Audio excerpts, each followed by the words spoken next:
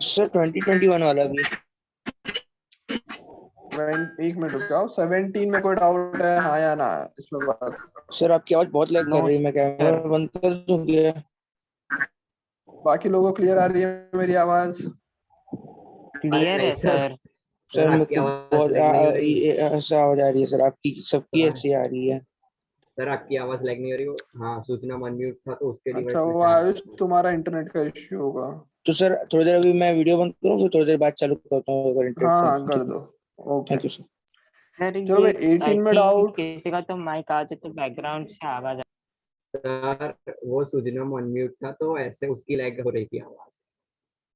अच्छा अच्छा। हाँ सर, इसके लिए आपका ऐसा हो रहा था। ओके ओके, वीडियो ऑन रखो बाकी सब लोग। हाँ, क्वेश्चन नंबर 18 में डाउट है।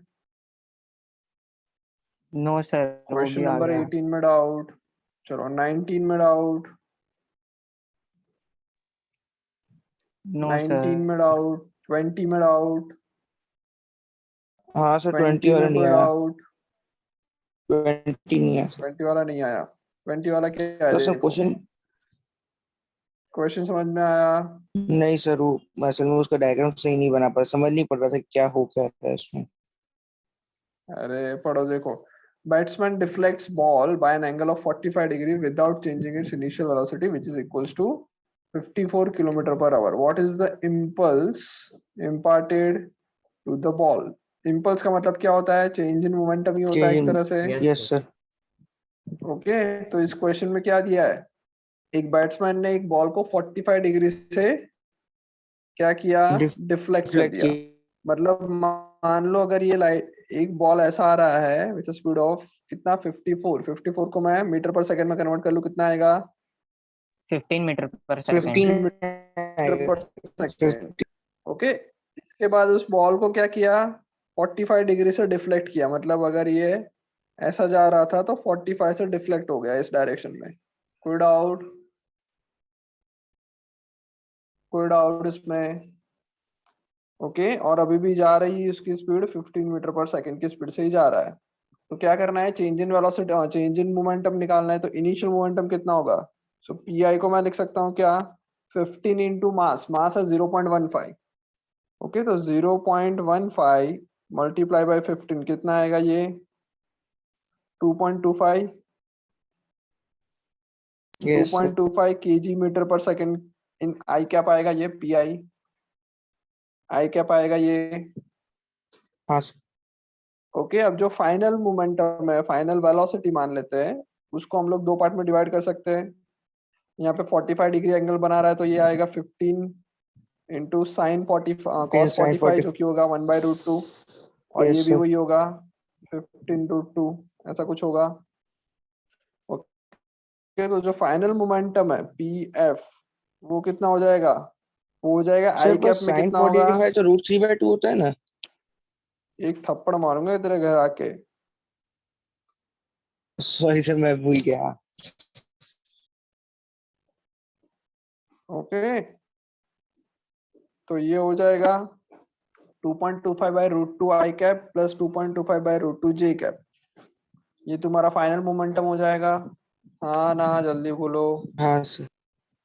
अब इम्पल्स जो होता है वो चेंज इन मोमेंटम होता है। तो फाइनल माइनस इनिशियल करेंगे। फाइनल माइनस इनिशियल करेंगे तो आई कैप वाला जो है वो आ जाएगा 2.25, कॉमन निकल जाएगा।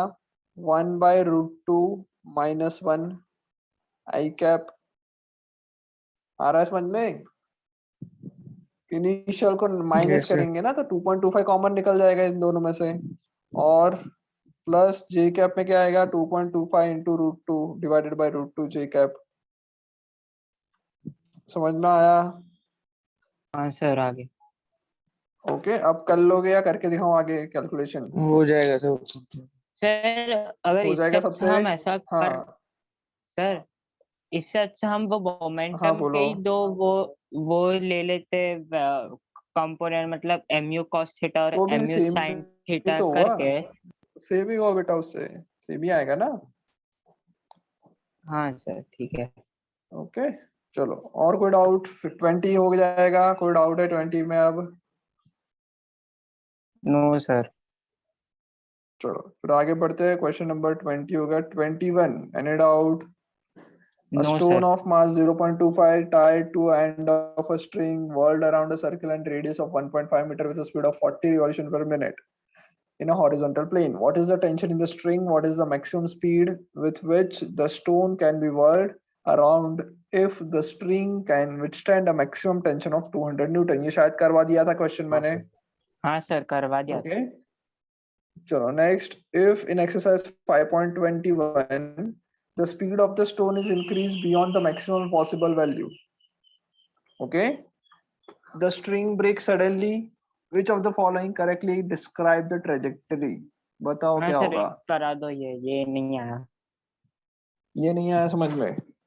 देखो क्वेश्चन वापस पढ़ो। अगर मान लो मैक्सिमम से ज्यादा भी स्पीड से अगर हम तो लोग बी करेक्ट है। रोटेट कर दे तो क्या? सब बी करेक्ट है। और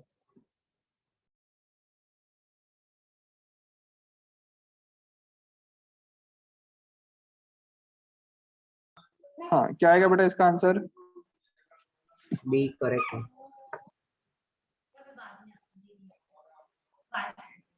बी करेक्ट है, कोई डाउट है? No sir. सर मतलब इसमें हाँ यही बता रहे हैं ना कि हम हाथ से घुमा रहे हैं और सडनली हमने छोड़ दिया तो वो कौन से डायरेक्शन में जाएगा? Yes yes. रस्सी अगर बीच में से टूट जाएगी तो वो कौन से डायरेक्शन में जाएगा? तो उसकी टेंजेंट यानी। टेंजेंशियल स्पीड है उस डायरेक्शन में चला जाएगा, टेंजेंट की डायरेक्शन में चला जाएगा। ओके सर समझ राइट? आ गया। कौन सा किया ये क्वेश्चन नंबर 22। 22? कोई डाउट है इसमें? No sir. 23। हाँ सर Explain why a 23 में horse भी like cannot pull a cart and run in empty space. empty space में हॉर्स जो है वो पुल क्यों नहीं कर पाएगा कार्ट को? बताओ।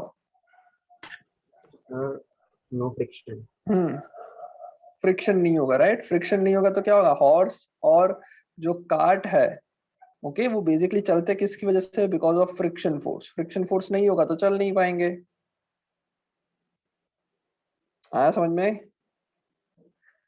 नेक्स्ट देखते हैं। Passenger are thrown forward from their seats when a speeding bus stop suddenly. तो इनर्शिया ऑफ पैसेंजर्स ये तो आ जाएगा, Inertia of कोई डाउट motion. इसमें? Yes, sir. No, inertia sir. of motion of passengers. It is easier to pull a lawn mower than to push it. ये अच्छा question है। चलो ये करते हैं। It is easier to pull a lawn mower than to push it. Question समझ में आया? लॉन मूवर मतलब वही ना जिसे लेके घास काटते ऐसा? घास काटते हैं, हाँ, घास काटने वाली चीज। तो उसको पुश करना और पुल करना दोनों में से इजी कौन है ये पूछा है। बताओ क्या आएगा, कैसे आएगा? कोई एक्सप्लेन कर पाएगा जल्दी?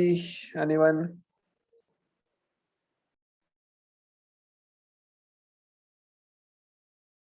आया क्वेश्चन समझ में? अरे यार हाँ ना, कुछ बोलो। लॉन मूवर ऐसे दिखता कैसे है, पर वो समझ आ गया तो शायद आंसर। एक ट्रॉली जैसा है लॉन मोवर, मतलब एक ट्रॉली।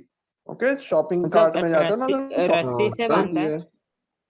अच्छा हाँ रस्सी से हाँ बांधा नहीं समझ होता आ बेटा, गया। जब शॉपिंग कार्ट है, मान लो एक शॉपिंग कार्ट है हाँ ऐसा, हाँ ओके, इसको लॉन मोवर मान लो। हाँ सर वैसे आंसर तो मुझे नहीं पता, पर मैंने ऐसा सोचा कि जब हम पूल करते हैं बोलो तब बेटा। उसका नॉर्मल फोर्स होता है वो रिड्यूस हो जाता है। नॉर्मल फोर्स कुछ रिड्यूस होता है। देखो बेटा इसके ऊपर दो ऑप्शन है। मान लो ये तुम्हारी ट्रॉली है। जनरली बेटा ट्रॉली को पुश करते हैं पुल करते हैं? जनरली हम ट्रॉली को ट्रॉली होता है पुश करते उसको हैं। ट्रॉली पुश करते हैं, पुल नहीं करते। पुश करते। पुश करते हो generally. It is easier to pull a lawn mower than to push it, ये क्वेश्चन है। ओके तो मैं दो ऑप्शन ले लेता हूँ। मान लो मैंने पहले पुश किया, तो पुश करूंगा तो बेसिकली मैंने फोर्स जो लगाया वो ऐसा लगाया, फोर्स ऐसा लगाया, हाँ या ना? Yes, ये मैंने sir. एक्सटर्नल फोर्स एफ लगाया। ओके अब इस पे और कौन कौन से फोर्स लग रहे होंगे? तो नीचे mg का लग रहा होगा, दूसरा कौन सा लग रहा होगा? एक नॉर्मल फोर्स भी लग रहा होगा। ओके, और कौन सा फोर्स लग रहा होगा? Friction force. अगर मैं इस तरफ उसको आगे ले जाना चाहता हूँ तो फ्रिक्शन फोर्स ऐसा लगेगा पीछे की तरफ। कोई डाउट? ये लॉन मूवर की बात हो रही है, आ रहा है समझ में यहाँ तक? Yes sir. अब इसी डायग्राम को थोड़ा अच्छी तरह से ड्रॉ कर लेते हैं। लॉन मूवर को एक पॉइंट ऑब्जेक्ट मानते हैं।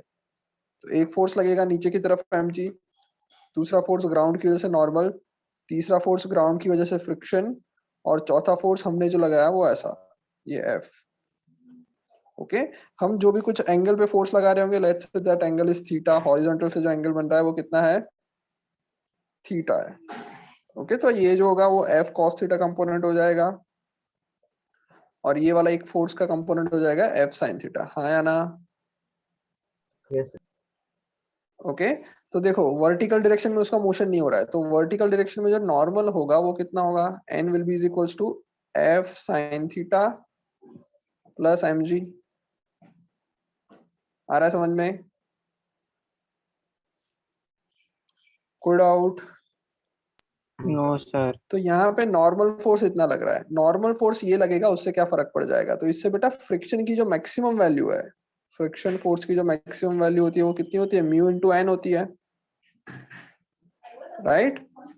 तो अगर मैंने इस तरह से खींचा तो ये जो नॉर्मल फोर्स है वो ज्यादा है, पुश करने पे नॉर्मल फोर्स ज्यादा आएगा। अगर मैं इसको पुल करता, पुल करने का मतलब मैंने जो फोर्स लगाया उसको इस डायरेक्शन में लगाया था, मेरा F जो होगा वो ऐसा होगा। अगर मैं इसको पुल सर तो करता तो पीछे की मेरा डायरेक्शन लगता है ना पुल तो? क्या? सर पुल जो होगा वो पीछे पुल की खींचना डायरेक्शन होता में है ना, लगेगा। पीछे की डायरेक्शन मतलब? सर मतलब ये जो लॉन मूवर है उसको पुश करेंगे तो आगे जाएगा, सर पुल वो बोल करेंगे तो रहे हैं कि जब हम पुल अगर वो करते जो हैं तो वो तो हैंडल है पीछे उसको की उसको डायरेक्शन पकड़े। में आता है। हाँ सर। अच्छा तुम ऐसा, अच्छा तुम ऐसा बोल रहे हो, तुम बोल रहे हो कि ऐसा पुल करो, ऐसा ऐसा बोल रहे हो पुल करने का मतलब? हाँ हाँ सर। सर। अच्छा कोई बात नहीं, चलो मैंने ऐसा पुल किया, कोई प्रॉब्लम तुम्हें? तो ये जाएगा आगे की तरफ, और फ्रिक्शन फोर्स कहाँ लगेगा फिर? फ्रिक्शन Opposite फोर्स पीछे direction। की तरफ लगेगा, यस सर। Yes sir. ये फ्रिक्शन फोर्स लगेगा। अच्छा, तो इस हिसाब से मैं रे डायग्राम को मॉडिफाई कर देता हूँ। ओके, तो सॉरी रे डायग्राम नहीं, FBD, फ्री बॉडी डायग्राम को मॉडिफाई कर लेते हैं। तो फ्री बॉडी डायग्राम जो बनेगा वो कुछ ऐसा बनेगा। यहाँ पे ये लॉन मूवर, फ्रिक्शन फोर्स उसको अपोज कर रहा है पीछे की तरफ, एक फोर्स mg का नीचे की तरफ, नॉर्मल फोर्स ऊपर की तरफ, और मैंने जो फोर्स अप्लाई किया F वो इस तरफ। F के दो कंपोनेंट बना लेते हैं। अगर ये मान लो हॉरिजॉन्टल के साथ थीटा बना रहा है तो ये हो जाएगा F cos थीटा, और ये हो जाएगा F sin थीटा। समझ में आया? यस। ओके, अब इस केस के अंदर अगर तुम लोग वर्टिकल कंपोनेंट में देखोगे, वर्टिकल डायरेक्शन में देखोगे, तो मैं लिख सकता हूँ n plus F sin theta is equals to 0, या फिर sorry F plus M sin theta is equals to mg। Vertical direction में कुछ नहीं होने वाला, तो अपवर्ड फोर्स जितना लग रहा है उतना ही डाउनवर्ड लगेगा। तो अब नॉर्मल फोर्स की वैल्यू क्या हो जाएगी? mg minus F sin theta. आ रहा है समझ में? mg minus F sin theta, मतलब यहाँ पे नॉर्मल फोर्स क्या हुआ? mg से थोड़ा सा कम लगेगा, और पहले वाले केस में नॉर्मल फोर्स कितना लग रहा था? mg से थोड़ा ज्यादा लग रहा था, तो उससे फ्रिक्शन फोर्स भी बढ़ेगा। जबकि इस केस में क्या होगा? फ्रिक्शन फोर्स की वैल्यू म्यू इंटू एन है, तो जो मैक्सिमम फ्रिक्शन लगेगा वो कम हो जाएगा, बिकॉज नॉर्मल कम लग रहा है। ओके, तो it is easier to pull a lawn mower than to push it. Pull करना इजी रहेगा पुश करने से। समझ में आ रहा है? हटा दो Yes, इसको। sir. Yes sir. कोई डाउट किसी को भी बोलो हो तो? कोई डाउट है? No doubt sir. No sir. बढ़े फिर आगे। चलो आगे बढ़े। यस हाँ सर। सर। ओके, चलो एक और चीज दिखाता हूँ। लॉन मूवर के मैं फोटोज तुमको दिखा रहा हूँ। ओके, हमें ये पता चल गया कि पुश करना डिफिकल्ट होता है, पुल करना इजी होता है, राइट? बट तुम अगर गूगल पे जाके लॉन मूवर का जो भी इमेजेस देखोगे, उसमें देखो सब लोग पुश करते हैं या पुल करते हैं। हाँ हाँ सर, ये तो Push ही होता है। हम, पर हम तो उसे आगे ले जाते हैं ना, पुश करते हैं, पुल कहाँ तो करते पुश हैं। करके आगे ले जाते हैं, पुल करके आगे ले जा रहे हैं। सर ये पुश जो है वो पुश करके आगे ले जा रहा है, पुल करके आगे ले जा पुश रहा है। करके। ये आदमी जो है पुश करके या पुल करके। सर पुश कर। तो फिर अगर पुल करना इजी होता है तो फिर पुश क्यों कर रहे हैं?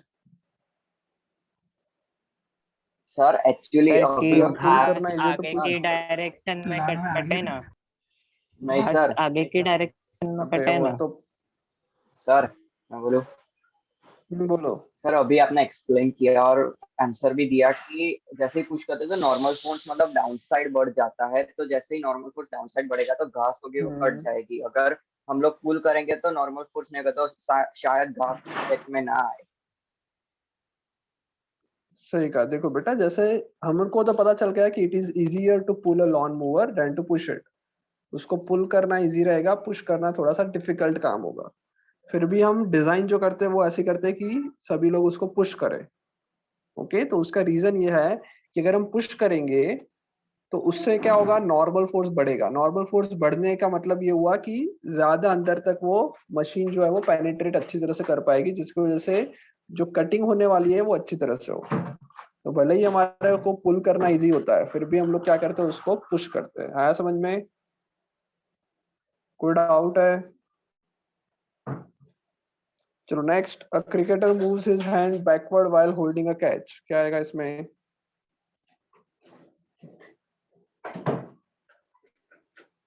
हेलो,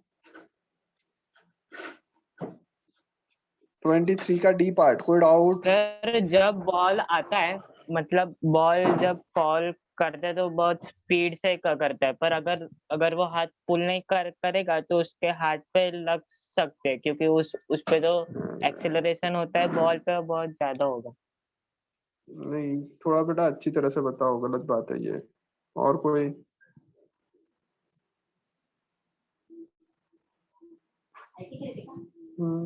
और कोई बेटा डाउट? और कोई सॉल्यूशन? सर यस बोलो। सर हो सकता है कि बॉल जिस स्पीड से आ रहा हो, मतलब उस पे तो एक तो फोर्स तो लग ही रहा होगा, तो अगर हाथ हम पीछे लेते जाए ना तो कांटेक्ट ज्यादा, मतलब टाइम ज्यादा हो जाएगा कांटेक्ट के लिए, तो मतलब उतना कम लगेगा, उतना फोर्स रिड्यूस होता जाएगा जितना हाथ पीछे लेते जाएंगे, कांटेक्ट बढ़ता जाएगा। फोर्स रिड्यूस नहीं होता जाएगा बेटा, हम लोगों को पता है फोर्स का फॉर्मूला। थोड़ा सा फॉर्मूला पे डिस्कस करते हैं। फॉर्मूला क्या होता है? कोई भी ऑब्जेक्ट पे जो फोर्स लग रहा है वो होता है change in momentum upon time. Ball एक पर्टिकुलर स्पीड से आ रहा है, जब मैं उसको कैच कर रहा हूँ तो मान लो इनिशियल स्पीड उसकी यू है, फाइनल स्पीड तो जीरो होने वाली है। यस तो जो फोर्स लग रहा होगा वो zero minus M U upon T के इक्वल लगेगा। तो मैं फोर्स बोल रहा हूँ minus M U by T, इतना फोर्स लगता है। अब बेटा जब मैं कैच कर रहा हूँ तो इनिशियल स्पीड या फिर उसका जो मास है उस पर तो मेरा कंट्रोल है नहीं। जब मैं यस सर। बॉलर जो है, सॉरी जो फील्डर होगा वो कैच करेगा तो कितनी स्पीड से आ रहा है ऐसा तो उसको कम नहीं कर सकता। मास ऑफ द बॉल पे भी कोई चेंज नहीं कर सकता है, तो चेंज किस पे कर सकता है वो? टाइम। टाइम। कांटेक्ट टाइम जितना ज्यादा होगा, कांटेक्ट टाइम जितना ज्यादा होगा उतना फोर्स क्या हो जाएगा? कम हो जाएगा। कम हो जाएगा। तो जब बॉल मेरी तरफ आ रहा है तो मैं मेरे हाथ को पीछे ले जाऊंगा, कांटेक्ट में आने के बाद मेरे हाथ को पीछे ले जाऊंगा, ताकि मुझे उस बॉल को स्टॉप करने के लिए ज्यादा टाइम स्पेंड करना पड़े। जितना ज्यादा टाइम स्पेंड करोगे उतना जो कांटेक्ट फोर्स होगा वो कम हो जाएगा। Okay, by this formula, Newton second law. आया समझ में? ये 9th स्टैंडर्ड में पढ़ाया जाता है बेटा। है कोई डाउट? समझ में आया सबको? सबको आया समझ में? चलो, एडिशनल एक्सरसाइज कितने लोगों ने नहीं की है, या कितने लोग हैं जिसने कर ली है? कर ली वाले हाथ बताओ। एडिशनल कितनों ने कर ली? अच्छा, रेज एंड मत करो क्योंकि वो लोग तो ऑलरेडी रेज एंड करने वाले हैं। कितनों ने कर ली? कैसे बताओगे?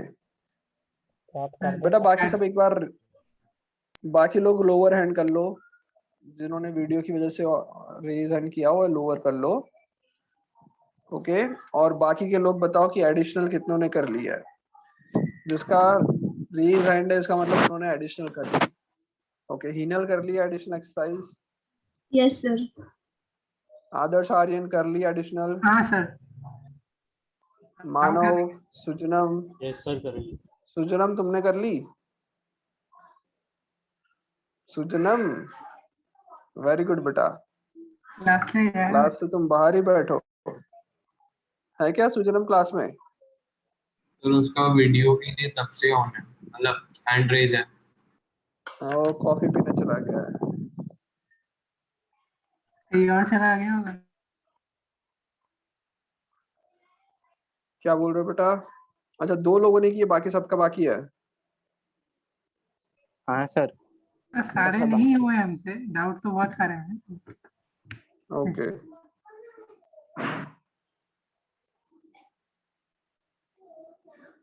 चलो सुजनम तुम क्लास में हो नहीं हो? सुजनम 3 बार बोलूंगा वरना फिर रिमूव कर रहा हूँ। Sujanam please respond if you are in the class. Sujanam, चलो बाय। Hello sir. हाँ बोलो।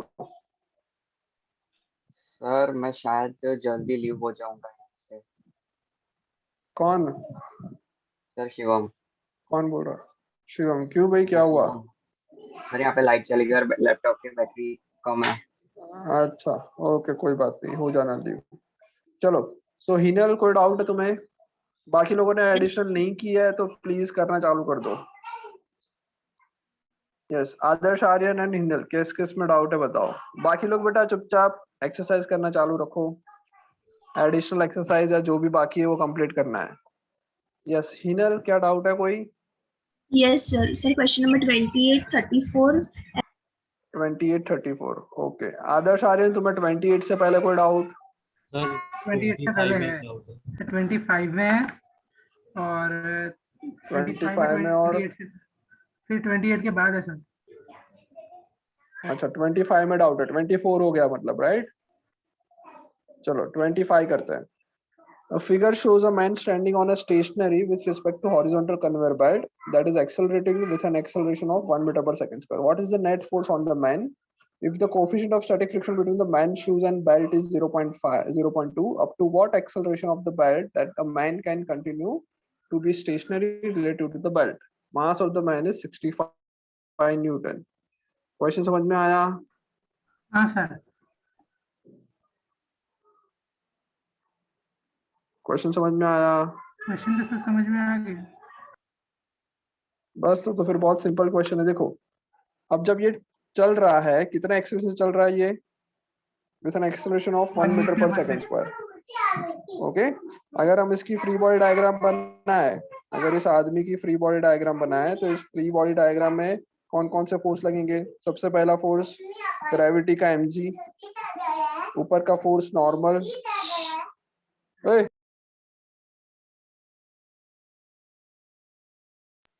चलो बेटा, एक नॉर्मल एक mg, और दूसरा क्या लगेगा?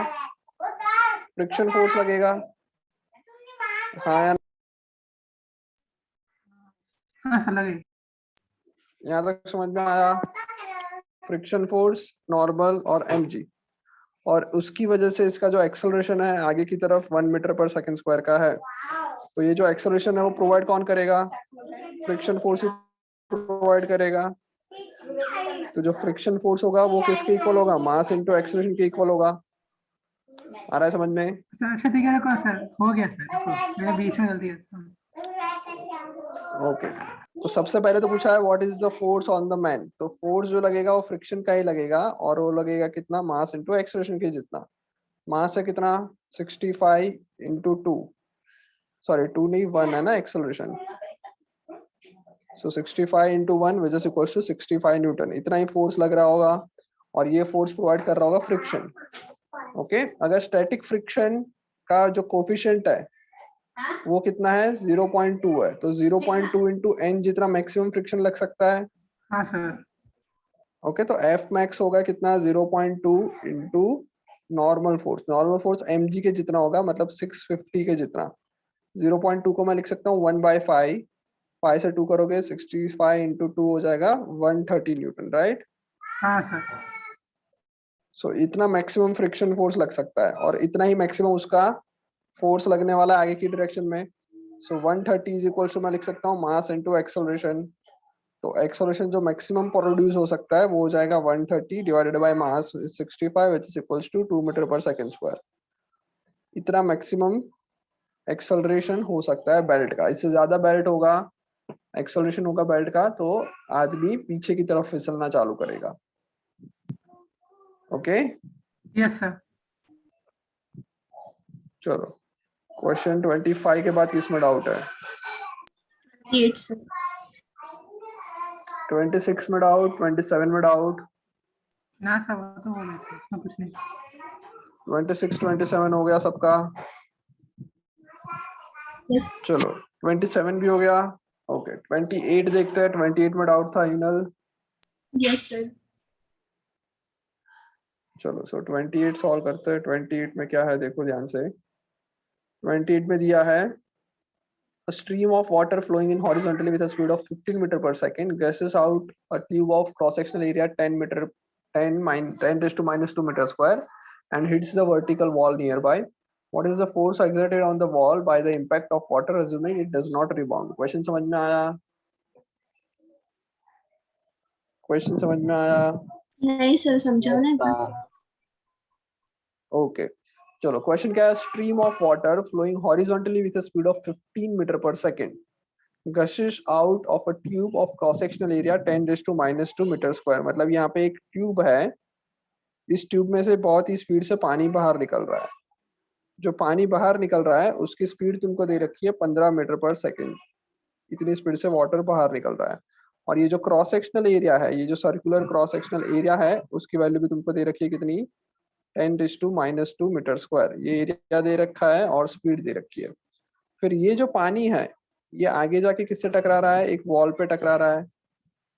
और क्वेश्चन में दे रखा है कि ये वॉल पे टकराने के बाद रिबाउंड नहीं हो रहा है। मतलब ये जितनी स्पीड से वॉल से टकराने वाला है उसके बाद वो रेस्ट पे आ जाएगा। रिबाउंड नहीं हो रहा है मतलब रेस्ट पे आ जाएगा। आ रहा है समझ में? Yes sir. ओके। और पूछा है अब क्वेश्चन में ये जो वाटर की स्ट्रीम है वो बेसिकली इस पे कितना फोर्स अप्लाई कर रही होगी वॉल पे, ये पूछा है।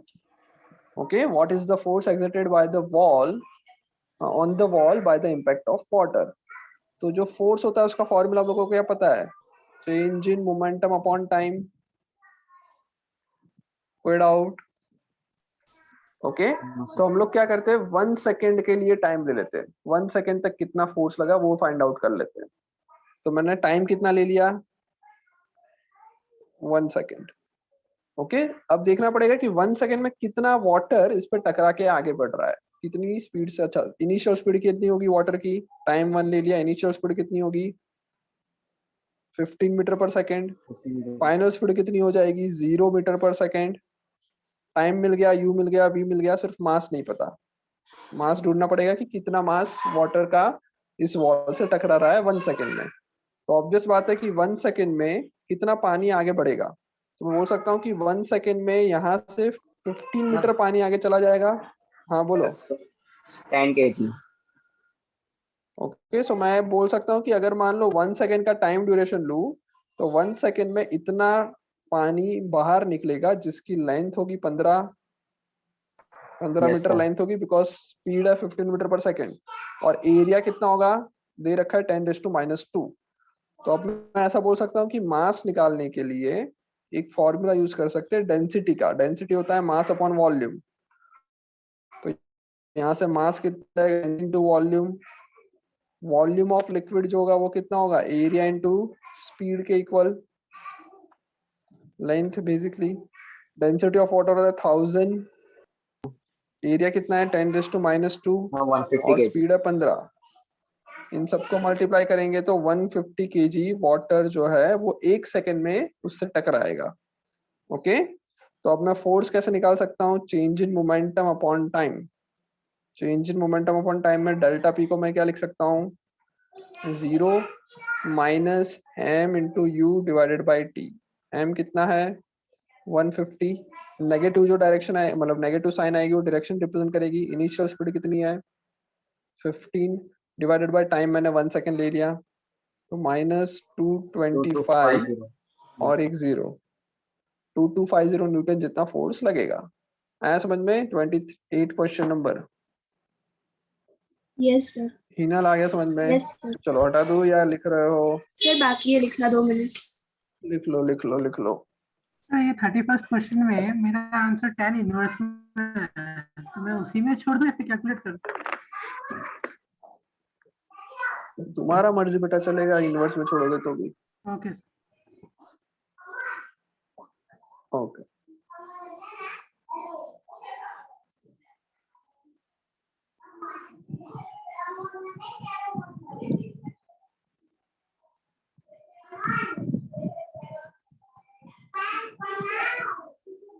सृजनम कहाँ चले गए थे? सर पानी भराने गया था सर। सही में सर, अटेंड क्या था? क्या क्या क्या? पानी पीने सर। सही में सर। तो बोतल लेके नहीं बैठा था? सर खत्म हो गया था, भरा के लाया। ये क्या भरा तूने? है पूरा आधा तो खाली है। अच्छा वो फोन आ गया ना सर से, तो मतलब आधा भरा के आ गया। मुझे क्या मालूम। हाँ सर उस समय झूठ मत बोल तू, झूठ मत बोल। सही में सर पानी पीने गया था। झूठे इंसान, रहने दे।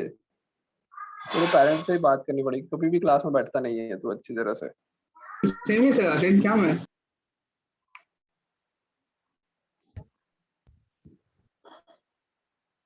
चलो हो गया। Yes. 28 में कोई डाउट अब? Okay no sir. चलो नेक्स्ट क्वेश्चन करते हैं। 33 29 में डाउट है? नहीं सर। 29 में डाउट नहीं। क्वेश्चन नंबर 30 में डाउट? नहीं सर वो तो हो गया। क्वेश्चन नंबर 31 में डाउट? नहीं सर। 31 में भी डाउट नहीं है? नहीं सर वो हो गया था, टाइम लगा था, हो गया। हो गया था। ओके 32। हीनल किस में डाउट है तुम्हें? सर 34। ओके 32 आ गया सबका। चलो फिर आगे बढ़ते हैं। 33 में कोई डाउट नहीं। हाँ सर, 34 में 33 डाउट में। है। चलो 33 में है doubt. Sir A monkey of mass 40 kg climbs on a rope which can stand a maximum tension of 600 Newton. In which of the following cases will the rope break? First case है the monkey climbs up with an acceleration of 6 meter per second square. तो monkey का मास दे रखा है कितना 60 kg। Question समझ में आया? पहले ये बताओ। हाँ सर समझ में तो है। क्वेश्चन समझ में आ गया ना? हाँ सर की ओके चलो। हाँ तो मंकी बेचारा ऊपर चढ़ना चाहता है। ओके कौन से केस में रस्सी टूट जाएगी ये पूछा है। तो मंकी का फ्री बॉडी बनाते हैं। तो सर, ऑब्वियस वो तो बात है बना ये था। मान लो मंकी है। पर सर मेरे दो क्या ऐसे हुआ? केस है सर, मेरे दो ऐसे केस है जिसमें दोनों में टूट रहा था। तो देख लेते। ये मंकी है, इस पे एक फोर्स नीचे की तरफ लगेगा mg का और दूसरा फोर्स टेंशन का ऊपर की तरफ लगेगा। ये दोनों के अलावा और कोई फोर्स नहीं है। ओके क्वेश्चन फर्स्ट है climbs up with an acceleration of 6 metre per second square. So उसका acceleration 6 metre per second square upward है। तो इसका मतलब मैं लिख सकता हूँ t minus M G is equals to M A. Okay ये पहली चीज। कोई डाउट इसमें? No sir. ओके सो अगर ये समझ में आ गया तो अब मैं क्या लिख सकता हूँ t माइनस एम जी में t की वैल्यू ढूंढनी पड़ेगी। इज इक्वल्स टू हो जाएगा m times a plus G. Right mass कितना दे रखा है 40। a प्लस जी कितना हो जाएगा 6 और 10 कितना हो जाएगा 16। 16 इंटू 4 कितना होगा 640। 640 न्यूटन। टेंशन लग रहा है 640 न्यूटन, जबकि मैक्सिमम टेंशन कितना दे रखा है 600। तो ब्रेक हो जाएगा पहले में। ओके सो ये नहीं हो पाएगा। फर्स्ट वाले में ब्रेक हो रहा है, फर्स्ट वाला नहीं हो पाएगा। Climbs down with an acceleration of 4 metre per second square. तो नीचे की तरफ 4 से जा रहा है तो आ जाएगा mg minus T is equals to ma। और यहाँ पे t कितना आ जाएगा m times g minus a। g है 10 तो 40 इंटू 10 माइनस 4 मतलब 40 इंटू 6 ही बचेगा। 6 4 जा 240 न्यूटन। राइट सो इसमें कोई प्रॉब्लम नहीं आएगा, ये पॉसिबल है। She climbs up with a uniform speed of 5, uniform speed है तो टोटल फोर्स 0 लगना चाहिए, तो जितना उसका मास है, जितना उसका वेट है, उतना फोर्स मतलब कि 400, तो ये भी पॉसिबल है। Falls down the rope nearly freely under the gravity, अगर नीचे गिर रहा है कितने एक्सेलरेशन से, जी जितना एक्सेलरेशन नीचे गिर रहा है, तो अगर जी जितना एक्सेलरेशन से नीचे गिर रहा है तो मैं क्या लिख सकता हूँ, mg minus T is equals to ma, और एक्सेलरेशन की वैल्यू भी जी के इक्वल है तो टी की वैल्यू कितनी हो जाएगी, 0। तो अब तो कोई प्रॉब्लम नहीं है, रस्सी थोड़ी टूट जाएगी। ए और सी में मतलब ए और सी में तो टूट रहा है ना?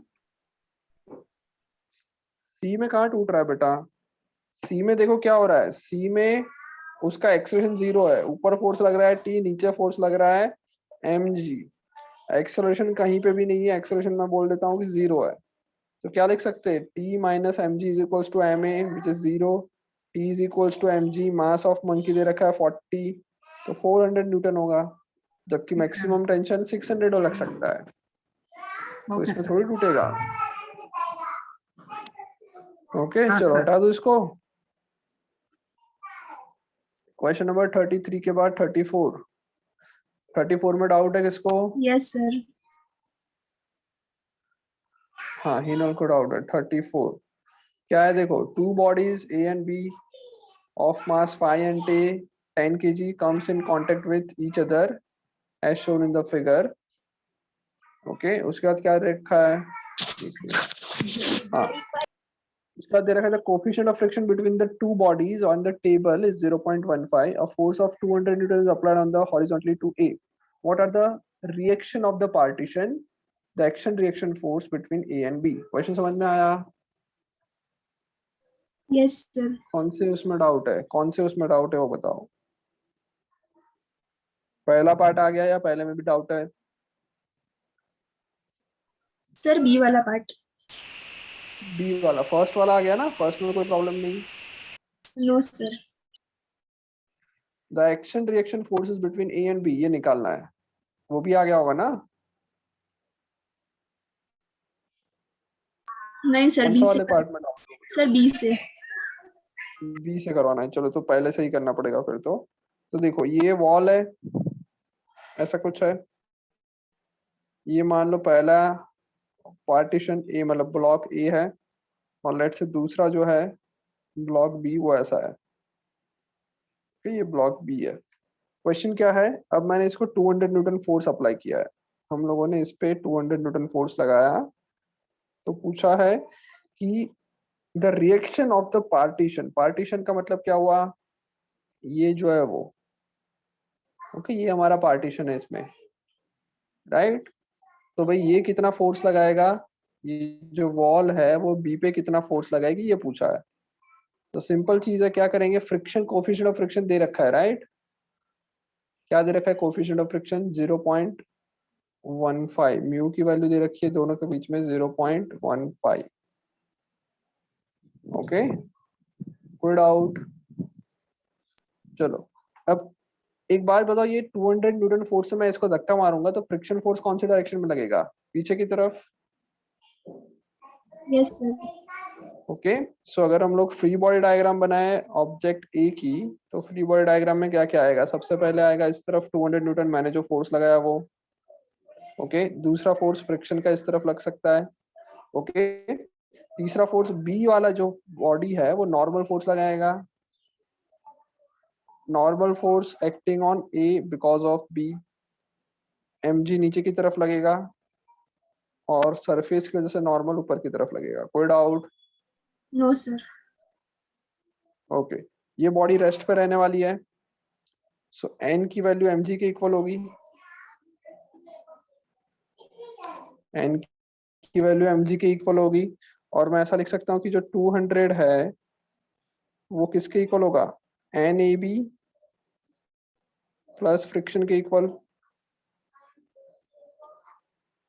ओके फ्रिक्शन की वैल्यू म्यू इंटू एन नहीं होगी, वो तो मैक्सिमम वैल्यू हो सकती है, अभी हमें पता नहीं कि स्टैटिक फ्रिक्शन मैक्सिमम लग रहा है या नहीं, वो नहीं पता, तो मैं सिर्फ यहाँ तक छोड़ देता हूँ। अब बी बॉल को ड्रॉ कर, बी ऑब्जेक्ट को ड्रॉ करते हैं, ये जो बी ऑब्जेक्टिव है उसको कौन कौन से फोर्स लग रहा है, तो उस पे नीचे की तरफ mg ऊपर की तरफ नॉर्मल। ओके, अब और कौन सा लग रहा होगा? तो और दो फोर्स लग रहे हैं, एक तो ए की वजह से आगे की तरफ normal force acting on B because of A, एक तो ये लगेगा। दूसरा इस तरफ लगेगा normal force due to acting on B due to partition को पी बोल देते हैं। और एक फ्रिक्शन फोर्स कहीं ना कहीं लग रहा होगा, मान लो इस डायरेक्शन में। कोई डाउट? नहीं सर। तो यहां से मैं ऐसा लिख सकता हूँ N B A plus NBA is equals to what? NBA will be is equals to what? NBP plus Friction force plus NBP. कोई डाउट यहाँ तक? कोई doubt? no no sir. Sir. Okay, अब NBP जो है, सॉरी NBA जो है, okay, वो नॉर्मल फोर्स AB की तरफ है, मतलब उसको मैं 200 माइनस F लिख सकता हूँ। Yes sir. ऐसा लिख सकते हैं। ओके, सो ये आ जाएगा 200 minus 2F is equals to NBP।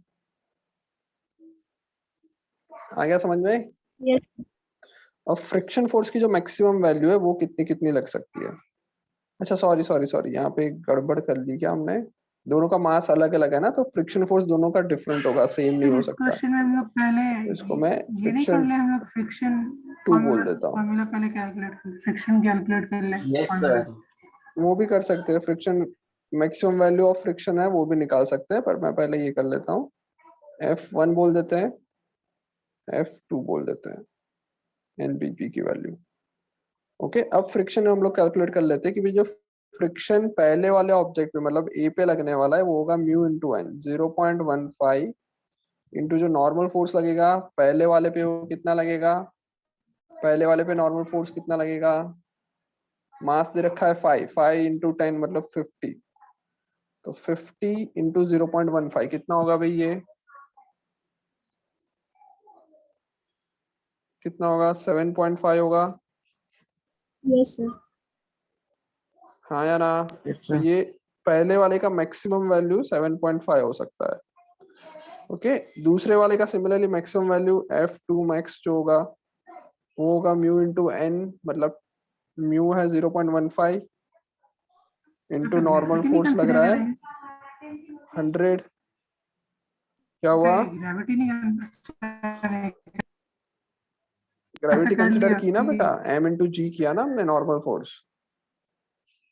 Okay, 5 kg है, हाँ, 10 kg है, उसको 10 से मल्टीप्लाई किया, 50 और 100 किया।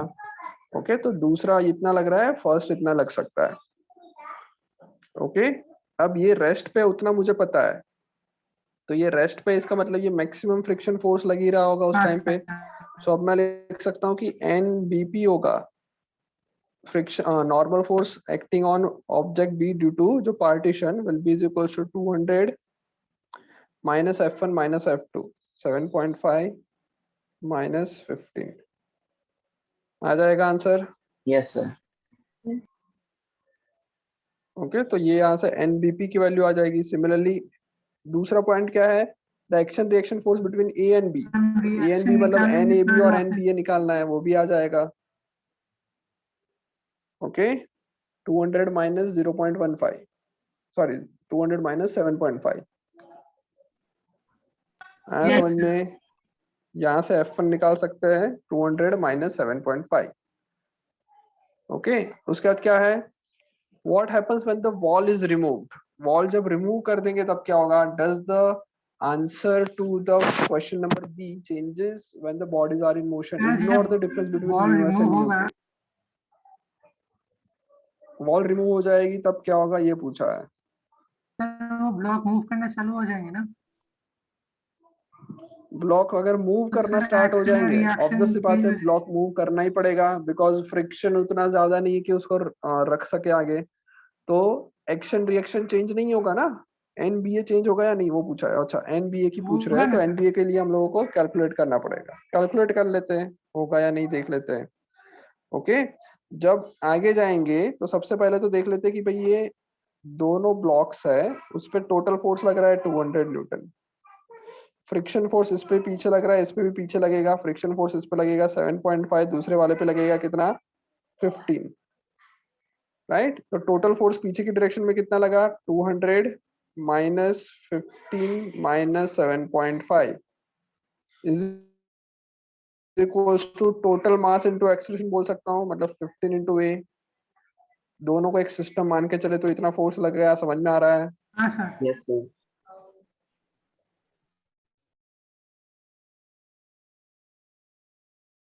अरे हाँ ना जल्दी चलो। Sir. 15 minus 7.5 is equals to 15a। हाँ बोलो बेटा। 200 माइनस 15 माइनस 7.5 कितना होगा?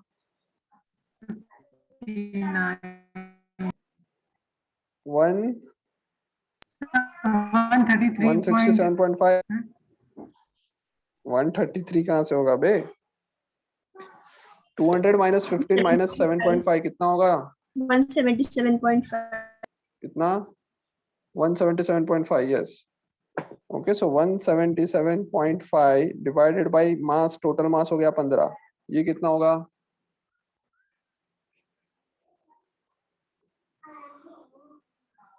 वन 177.5 डिवाइडेड बाय 15 कितना होगा? 11.8. 11.83, राइट। सो ये आएगा 11.83। अब हम लोग एक्सेलरेशन जैसे ही पता चल गया, अब मैं क्या कर लेता हूँ, कोई भी दोनों में से कोई भी एक की फ्री बॉडी बनाते हैं। तो मान लो मैं सेकंड वाले की फ्री बॉडी बनाता हूँ, बी जो है ना उसकी।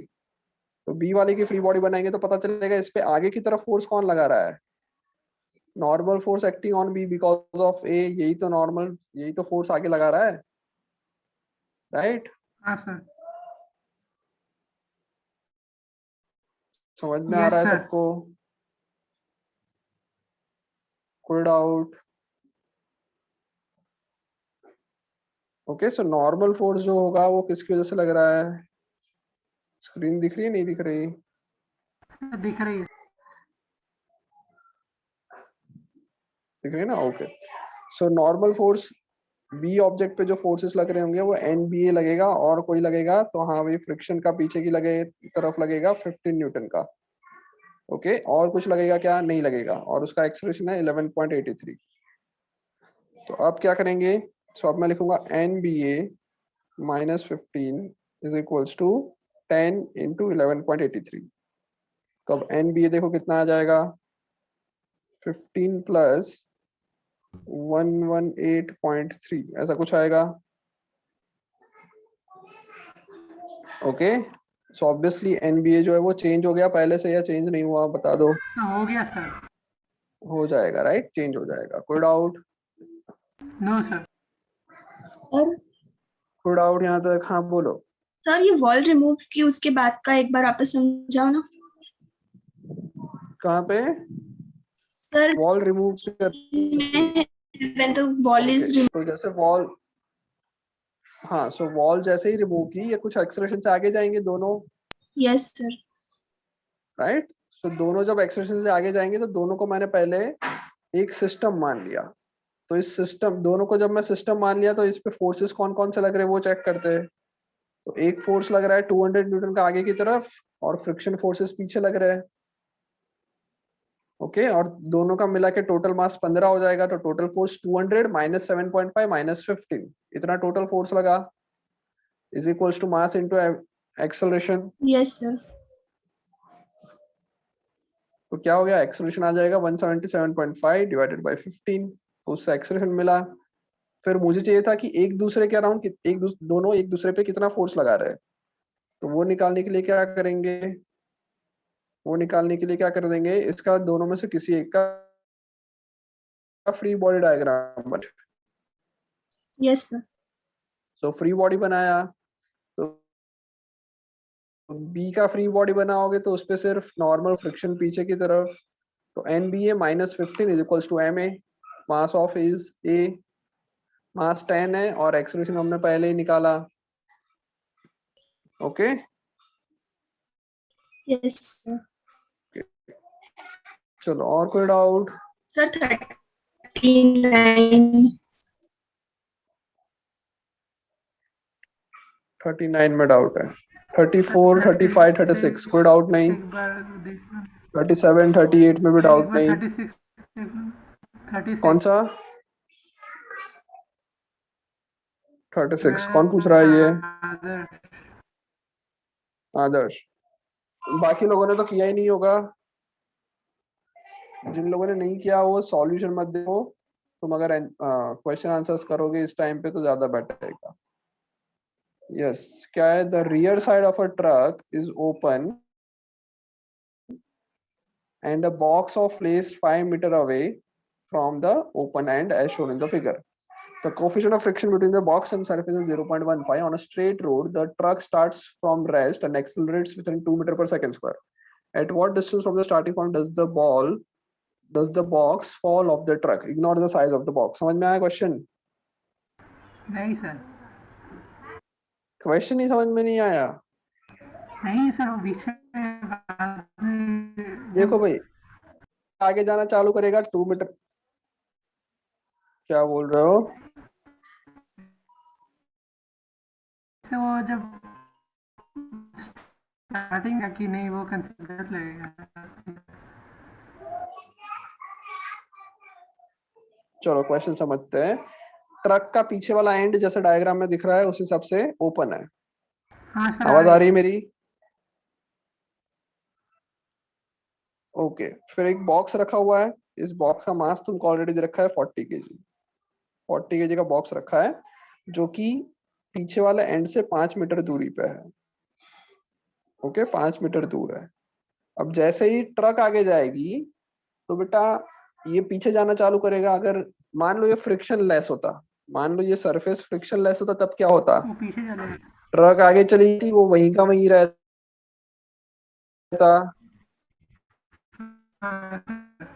ऐसे स्लाइड हो जाएगी और नीचे गिर जाता। बट फ्रिक्शन फोर्स कितना दे रखा है? 0.15। ओके, तो इससे मैक्सिमम फ्रिक्शन फोर्स निकाल लेते हैं कि मैक्सिमम फ्रिक्शन फोर्स कितना लगेगा। Mu into N. म्यू है 0.15 एंड नॉर्मल फोर्स कितना होगा? नॉर्मल फोर्स हो जाएगा 400 एंड तो 400 इंटू 0.5 कितना होगा ये? 400 इंटू 0.15 कितना होगा? 15 4 जा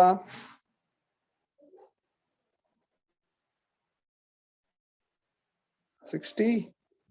सही है? आवाज आ रहा है मेरा? हाँ सर। तो मैक्सिमम फ्रिक्शन कितना लगता है?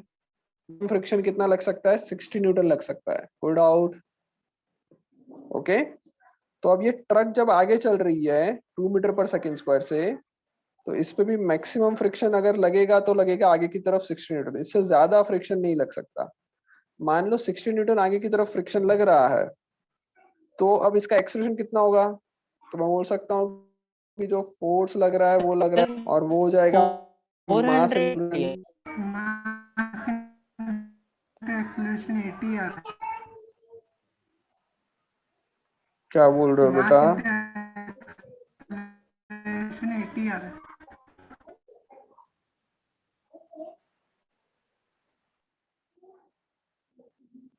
आ रहा है समझ में यहाँ तक?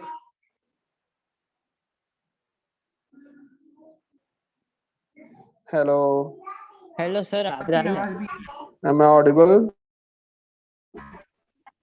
सर आपकी तो आ रही है। हाँ हेलो, सर, आ रही आवाज है। आ रही है? आ रही है ना? ओके, तो बेटा जो एक्सेलरेशन आएगा वो 1.5 मीटर पर सेकेंड स्क्वायर आ जाएगा। अगर मैक्सिमम फ्रिक्शन लगेगा तो एक्सेलरेशन कितना क्रिएट हो सकता है? 1.5 मीटर पर सेकेंड स्क्वायर। ये किसका एक्सेलरेशन हमने फाइंड आउट किया? ट्रक का। कितना? 1.5 मीटर। सॉरी, ट्रक का नहीं, बॉक्स का। बॉक्स का कितना? 1.5 मीटर पर सेकेंड स्क्वायर। और जो ट्रक जो है वो कितनी स्पीड से जा रहा है? ट्रक जो है वो कितनी स्पीड से जा रहा है? तो ट्रक का एक्सेलरेशन तो 2 मीटर पर सेकेंड स्क्वायर की स्पीड से जा रहा है। हाँ सर, तो मतलब देखने जाए तो एक्चुअल में क्या होगा? अगर मैं इधर खड़े होके देखूंगा तो ये जो बॉक्स है वो पीछे की तरफ सर, आएगा, क्योंकि आगे नीचे वाली सरफेस आ रही है और यहाँ की सरफेस पीछे जा रही है 1.5 से। हाँ ओके, सो ग्राउंड से बैठ के अगर हम देखें, ग्राउंड से बैठ के अगर देखें हम लोग, तो velo acceleration of box from ground will be is equals to what? Will be is equals to acceleration of box from truck minus acceleration of ground from truck.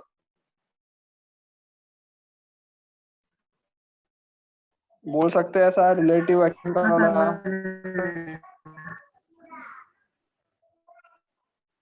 Hello, आवाज आ रहा है हाँ मेरा? सर आ रहा है। ओके, सो ये हो जाएगा acceleration of b with respect to truck minus of g with respect to truck. Okay, acceleration of box with respect to truck कितना है? 1.3 acceleration of box with respect to truck कितना है? minus 5.5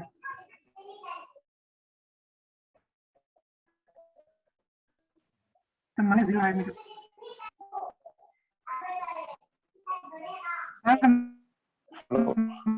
minus 0 आवाज नहीं आ रहा किसी को। minus 0.5 metre पर second. Hello,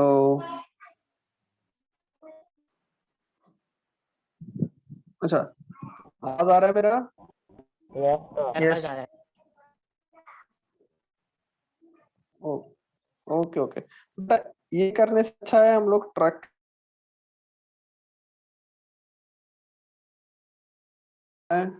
Yes, sir. Yes, sir, we are. आवाज आ रहा है? ओके, एक मिनट, बोर्ड दिख रहा है? हाँ सर दिख रहा है। ओके, कर रहे थे तो जो ट्रक था उसका एक्सेलरेशन आगे की तरफ 2 था, और जो बॉक्स है उसका एक्सेलरेशन आगे की तरफ 1.5 है। तो acceleration of box with respect to truck जो होगा वो हो जाएगा 0.5 माइनस में, माइनस 0.5 नेगेटिव पीछे की तरफ जाएगा ट्रक के रिस्पेक्ट में, तो बॉक्स, हाँ या ना? हाँ ओके, तो पीछे की तरफ जाएगा माइनस 0.5 मीटर पर सेकेंड पर की स्पीड से। और initial speed of box with just जब स्टार्ट हो रहा है तब 0 होगा। ओके, और कितना पीछे जाने पे वो गिर रहा है, तो जो डिस्प्लेसमेंट करेगा वो आएगा कितना? -5 मीटर। पीछे कितना जाना चाहिए? 5 मीटर पीछे जाएगा तो गिर जाएगा। हाँ सर। तो -5 मीटर उसका पीछे का डिस्प्लेसमेंट होगा। तो देख लेते हैं कि ये कितने टाइम में पीछे तक पहुंच जाएगा। s equals to ut plus half at square. s equal तो 0 plus half into -5 into T square. हाँ सर अब ये क्वेश्चन सही है सब? हो जाएगा। चलो, तो अब क्या आएगा? सो 5 इंटू 2 10 हो जाएगा, माइनस माइनस कैंसिल हो जाएगा, divided by 0.5 is equal to T square. So T square कितना आ जाएगा? 20 के इक्वल आएगा, तो टी आ जाएगा √20। हाँ सर। सही है? इतने सेकंड में क्या होगा? इतने सेकंड में बॉक्स गिर जाएगा। अब क्वेश्चन क्या पूछा? At what distance from the starting point does the box fall of the truck? मतलब ट्रक जब आगे जाएगा तो वो आगे कितना चला गया ये पूछा है। उसके लिए ट्रक काम करता है कि ट्रक की पोजीशन क्या होगी at t is equals to √20 second. इतने सेकंड में ट्रक कितना आगे चला गया वो ढूंढना है। तो ट्रक का एक्सेलरेशन दे रखा है 2 मीटर पर सेकंड स्क्वायर। तो वापस s equals to ut plus half at square करेंगे। इनिशियल स्पीड ट्रक की 0 है, हाफ इंटू 2 इंटू टाइम का स्क्वायर √20 का स्क्वायर। 2 से 2 कैंसिल आ जाएगा और फाइनल आंसर आएगा 20 मीटर। ओके, तो ट्रक जब 20 मीटर आगे चला जाएगा तब बॉक्स नीचे गिरेगा ट्रक में से।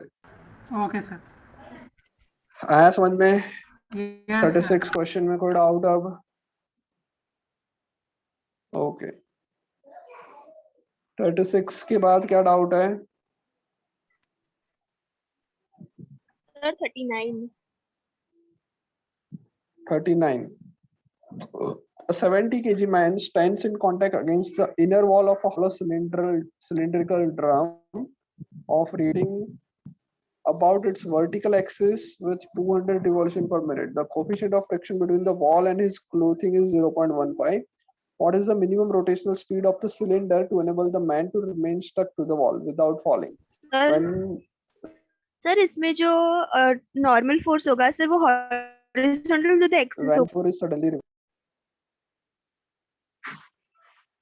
हाँ हॉरिजॉन्टल एक्सिस में नॉर्मल फोर्स लगेगा और sir frictional force vertical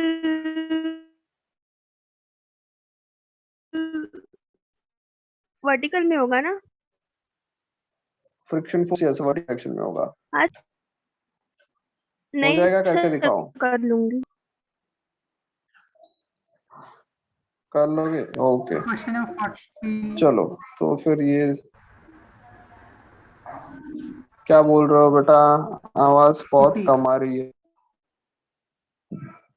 question 40 A thin circular loop of radius r rotates about its vertical diameter with an angular frequency of omega. Show that a small bead on the wire loop removermost point for omega is less than or equal to root g by r. What is the angle made by the radius vector joining the center to the bead with a vertical downward direction for root 2g by r magnetic friction? Question समझ में आया? Sir वो क्या बोल रहा है वो नहीं समझ में क्वेश्चन समझ में आया? सर पहले जो सर आज है ना आप थोड़ा देखो क्या बोल रहे हो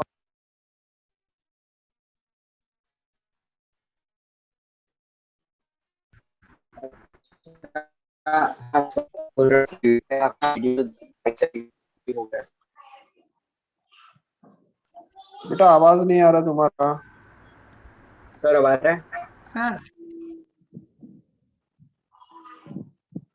हाँ बोलो नचिकेत बोलो वापस हाँ सर हेलो हाँ बोलो वापस कोई कुछ बोल रहा था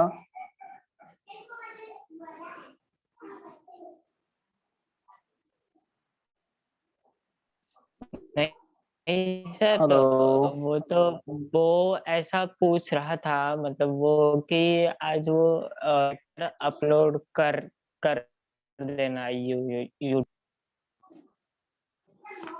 अच्छा अच्छा ओके चलो क्वेश्चन नंबर 40 देखो क्वेश्चन में सर thin ढूंढना क्या है वो नहीं circular समझ में आया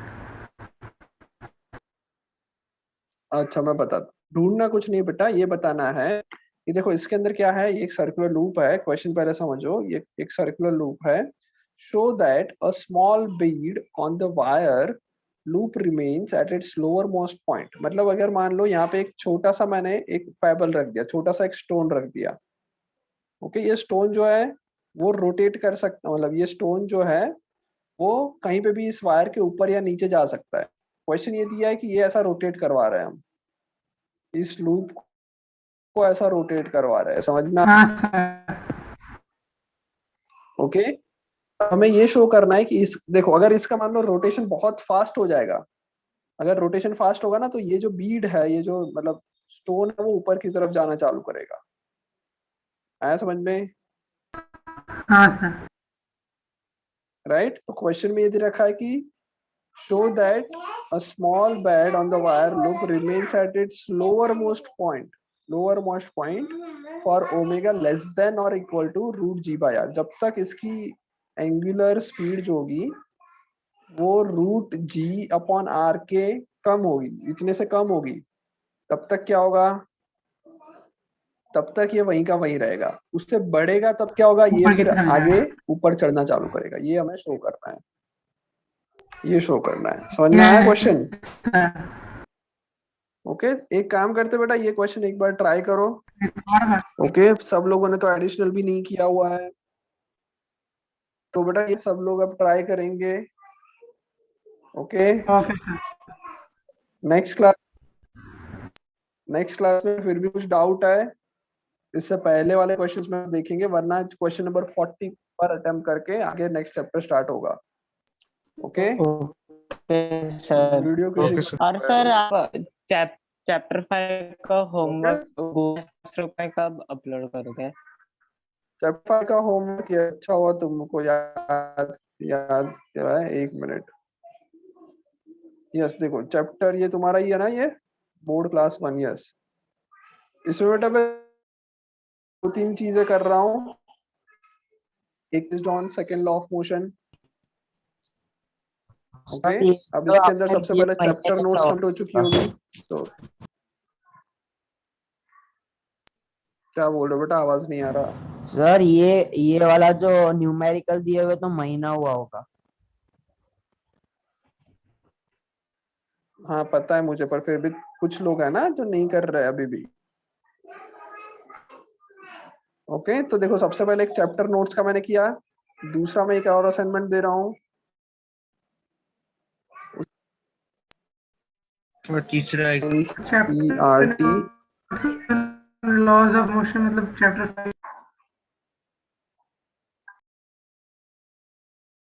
एक्सरसाइज और हाँ चैप्टर नोट्स के अंदर सिर्फ तुम्हें जो थियरी लिखी है वो करना है। ओके एक्सरसाइज ऑफ NCERT है वो तुम्हारा सैटरडे तक का टाइम है, तब तक हो जाना चाहिए। Example sir. एग्जाम्पल मैं दे रहा हूँ, वो भी उतना ही टाइम सर, लगेगा। हो जाएंगे। ऑलरेडी हम लोगों हाँ ने किया हुआ, सिर्फ सर। अपलोड करना ही बाकी होगा। Example of NCERT। ओके इसकी भी ड्यू डेट जो रहेगी वो 31st रहेगी, संडे। और बेटा कुछ 9th स्टैंडर्ड के क्वेश्चन दे रहा हूं मैं, और जिसके अंदर मोमेंटम कंजर्वेशन लगाना है, law of conservation of momentum. Sir वो तो दिए थे, वो मैं अभी क्रिएट शायद कर रहा हूँ एक और। नहीं वो सेकंड लॉ उसके अंदर बेटा मैंने F is equals to second law of motion पे थे। Okay so numerical on laws of conservation of momentum. Okay numerical on base of law of conservation of momentum. इसकी मैं एक फाइल अपलोड कर रहा सर हूँ। कंजर्वेशन ऑफ मोमेंटम पे तो दिए थे वो करने को। नहीं ये वाले नहीं दिए थे जो मैं अभी दे रहा हूँ वो। ओके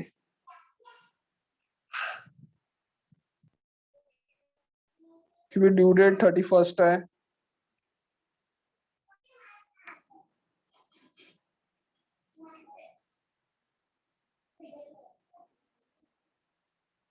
ओके इतना कंप्लीट करना है नेक्स्ट क्लास तक। आ रहा है समझ में? Yes sir. हाँ सर।